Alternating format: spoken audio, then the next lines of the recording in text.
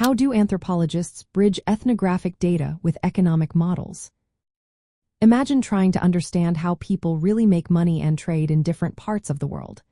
Now picture doing that by living among them and watching every detail. That's what anthropologists do.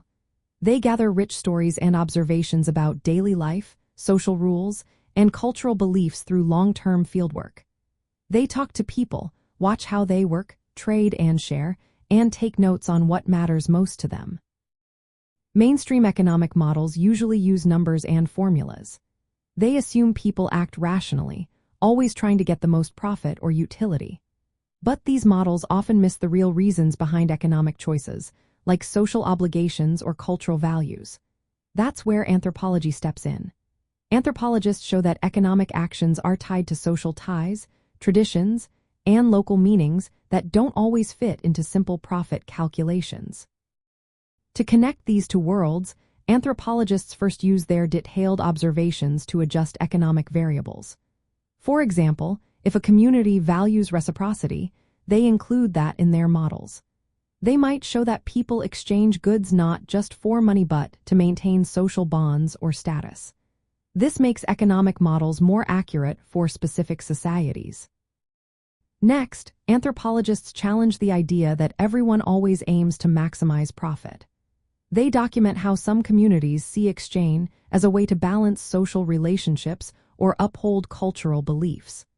For example, in some societies, giving gifts is about showing respect or maintaining harmony, not about getting something back immediately. They also develop hybrid methods. Anthropologists work with economists to combine fieldwork with surveys and experiments. This helps test whether economic ideas work in real cultural settings.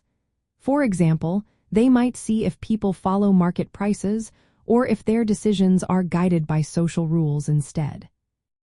Beyond formal markets, anthropologists study informal economies, like bartering, subsistence farming, or gift exchanges. These activities are vital for many societies and help economic models understand how people survive outside of official systems. They also look at how economic practices change over time and across cultures, giving a broader picture. All this work helps explain why policies sometimes fail if they ignore local customs. Development programs that don't respect local economic systems can cause more harm than good. By understanding the cultural context, anthropologists help design better, more respectful solutions.